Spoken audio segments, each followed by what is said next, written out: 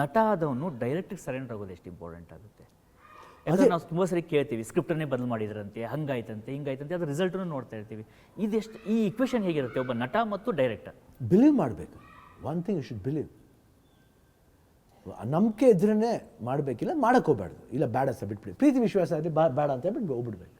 ಒಂದು ಸತಿ ನಂಬಿದ ಮೇಲೆ ಕಷ್ಟನೋ ಸುಖನೋ ಹೋಗ್ತಾ ಇರಬೇಕು. ಗೆಲುವು ಇಲ್ಲ ಸೋಲೋದಲ್ಲ ಮೇಲಿನ ಪ್ರಶ್ನೆ. ಫಸ್ಟ್ ನಂಬಿಕೆ ಇಲ್ಲದೆ ಹೋದರೆ ಮಾಡೋಕ್ಕೋಗ್ಬಾರ್ದು. ನಂಬಿಕೆ ಇಟ್ಕೊಂಡು ಮಾಡಬೇಕು, ಫೈತ್ ಇರಬೇಕು. ಫೈತ್ ಇಲ್ಲದೆ ಹೋದರೆ ಮಾಡೋಕ್ಕೋಗ್ಬಾರ್ದು.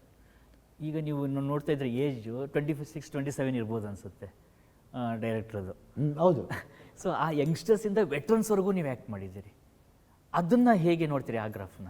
ಅಂದರೆ ಅವರಲ್ಲಿ ಏನು ಒಂದು ಕೆಪಾಸಿಟಿ ಇದೆ. ಬಟ್ ವೆನ್ ಈ ಸೇಸ್ ಅವನೇನು ಒಂದೇ ಒಂದು ಸಿಂಪಲ್ ಅಂದರೆ ಅವ್ರು ಎಷ್ಟು ಚೆನ್ನಾಗಿ ಹೇಳಿದ್ರೆ, ಪಾಲಿಟಿಕ್ಸ್ ಅನ್ನೋದು ಒಂದು ಬಿಸ್ನೆಸ್ ಅಲ್ಲ, ಅದೊಂದು ರೆಸ್ಪಾನ್ಸಿಬಿಲಿಟಿ ಅಂತ ಹೇಳ್ತಾರೆ. It's not a business, it's not a job, it's a responsibility.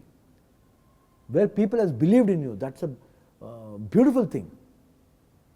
Politics ಅಂದರೆ ಇದಲ್ಲ, ಏನು ವ್ಯಾಪಾರ ಅಲ್ಲ, ಅದೊಂದು ರೆಸ್ಪಾನ್ಸಿಬಿಲಿಟಿ. ಅದು ಎಷ್ಟು ಚೆನ್ನಾಗಿ ಒಳ್ಳೆ ವರ್ಡ್ ನೋಡಿ ಅದು. ಅಂದರೆ ಕಥೆಲಿ ಎಲ್ಲ ಅಡಗಿದೆ. ಅಂದರೆ ರೆಸ್ಪಾನ್ಸಿಬಿಲಿಟಿ ಮಾಡಬೇಕಾದ್ರೆ ಅವ್ನು ಎದುರಬೇಕಾಗಿಲ್ಲ. ಅವ್ನು ಗುಮ್ಮಿಡಿ ಕ್ಯಾರೆಕ್ಟರ್ ಭಯ ಪಡೋಂಥ ಕ್ಯಾರೆಕ್ಟರ್ ಅಲ್ಲ. ಬಿಕಾಸ್ ನನಗೆ ಗೊತ್ತು ನಾನು ಏನು ಮಾತು ಎಲ್ಲ ಟ್ರೂತ್ ಇದೆ, ನಾನು ಯಾಕೆ ಭಯ ಪಡಬೇಕು? ಇವಾಗ ನಾನು ಮಾತಾಡ್ಬೇಕಾದ್ರೆ ಭಯಪಟ್ಟನ ಇಲ್ವಲ್ಲ, ನಿಜ ಇದಕ್ಕೆ ಮಾತಾಡಿದ್ದು.